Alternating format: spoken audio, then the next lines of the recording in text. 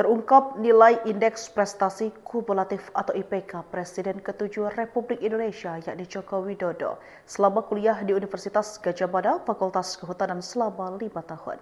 Seperti diketahui, Roy Suryo menyebut IPK Jokowi di bawah 2.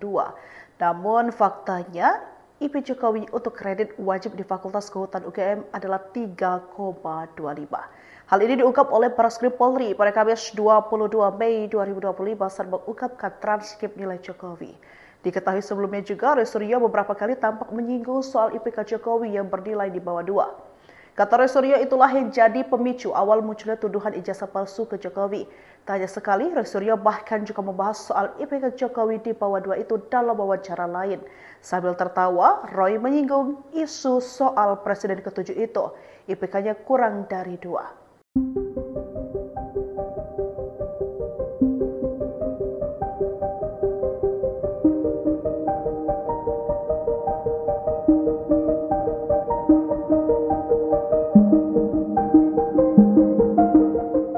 Bareskrim menyatakan ijazah Jokowi asli selesai dilakukan uji lab forensik atau lab 4. Pakar telematika Roy Suryo pun memberikan respons yang masih tetap meragukan keaslian ijazah Jokowi.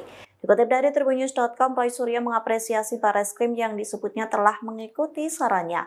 Adapun Bareskrim sudah menyampaikan tahap-tahapnya saat konferensi pers pada Kamis 22 Mei. Namun Roy Suryo menyebut Bareskrim baru menyampaikan tahap-tahapnya seperti uji tinta dan uji kertas. Sebaliknya, Roy menyebut Bareskrim belum menyampaikan hasilnya.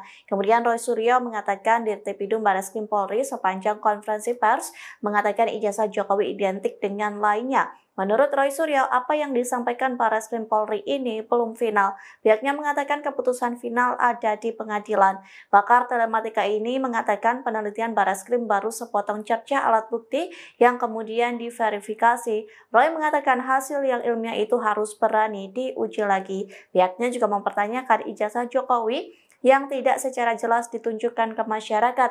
Oleh sebab itu, Roy mengibaratkan hal ini seperti dongeng saja, namun ijazahnya tidak diperlihatkan.